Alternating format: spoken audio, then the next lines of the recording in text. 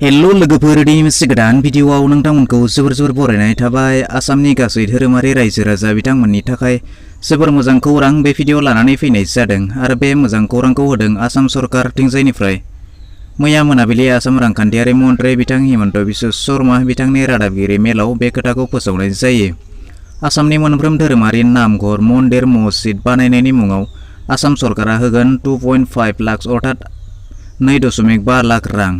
बिदिब्ला मानो होगोन माब्ला होगोन बेफोर गासैखौबो बे भिडिअनि गेजेरजों फोरमायनानै होनाय जागोन। अन्नानै भिडिअखौ जोबजासेल' नायलांबाय। जुदि नोंथाङा गावनि रावजों latest update informative educational knowledgeable video मोननो थाखाय अन्नानै चेनेलखौ साबस्क्राइब खालामनानै लादो।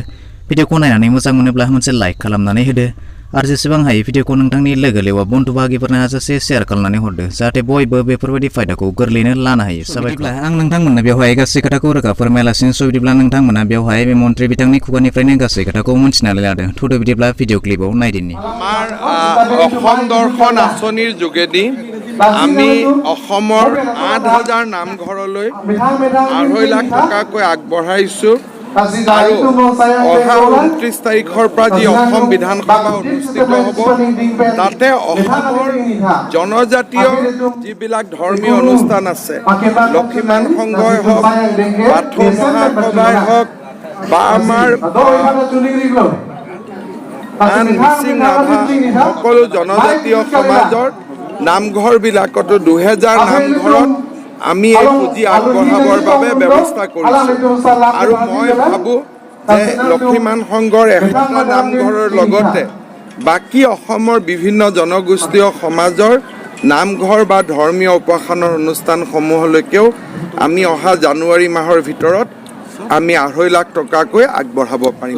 তেওঁলোকে পাহাৰৰ ওপৰত মন্দিৰটো নিৰ্মাণৰ পৰিকল্পনা কৰিছে। এইটো এটা বহুত ডাঙৰ পৰিকল্পনা আৰু এইটো চৰকাৰী প্ৰচেষ্টাত নহয়, আমি বিভিন্ন শুভাকাংক্ষীক লগত ল'ব লাগিব আৰু সেই বিষয়ে আমি পৰৱৰ্তী সময়ত আলোচনা কৰিম। नोंथांमोना थारैनो खोनाबाय जानांगौ आसाम दर्शन आसनिनि गेजेरजों बे रांखौ होनाय जागोन। बिदिब्ला आसाम दर्शनाव थानाय गाइडलाइनाव मा फोरमायनाय दङ नोंथांमोना बेखौबो मिथिनानै लानो हागोन। आसाम दर्शननि जिहेतु आसाम सरकारा मोनफ्रोम धोरोमारि सुबुंनो अर्थात आसामनि मोनफ्रोम धोरोमारि सुबुंनो 2.5 लाख रां होनो थाखाय आवगायदों। बिदिब्ला बे रांखौ दानिया मा हाबानि थाखाय बाहायनाय जागोन, मा खामानिनि थाखाय बाहायनाय जागोन, बिदिब्ला नोंथांमोना नैबे गाइडलाइनखौ नायोब्ला आबुङै मिथिनानै लानो हागोन।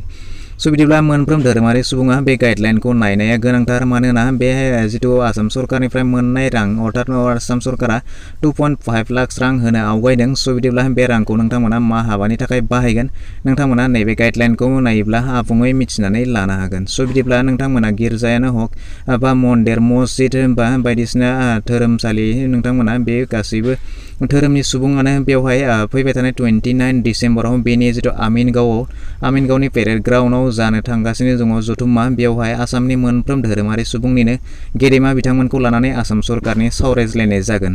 बिदिब्ला बेवहाय दानिया नायदो नोंथांमोना गाइडलाइन बायदि बेवहाय फेज 1आव होनानै दोनदों नोंथांमोना मा हाबानि थाखाय बे 2.5 लाख रांखौ बाहायनांगोन होननानै बुङोब्ला नोंथांमोना बेवहाय लोंग्रा दैनि फेसिलिटि बानायनानै होनांगोन। लोगोसे नोंथांमोना बे धोरोमसालियाव बेवहाय पाब्लिक टयलेट बानायनानै होनांगोन। बेयाव लोगोसे दै कन्टिनिउ थानाय जानांगोन। लोगोसे नोंथांमोना बेवहाय जितु बाहेरनिफ्राय सुबुं फैगोन बे सुबुं फैनाया बेवहाय रेस्ट लानो थाखाय रुम बानायनानै होनांगोन। लोगोसे नोंथांमोना बेवहाय पार्किं प्लेसेस बानायनानै होनांगोन। लोगोसे जायफोर धोरोमसालियाव बेवहाय खाबु थायो बेवहाय CCTV केमेरा लागायनायनिबो बेबस्था खालामनानै फेज 2 नायब्ला नोंथांमोना बेवहाय मा खामानिनि थाखाय बाहायनांगोन बेवहाय मख'नाय दङ। बिदिब्ला नोंथांमोना बेवहाय पार्क नङाब्ला गार्डेन नोंथांमोना बेवहाय साजायनो नांगोन।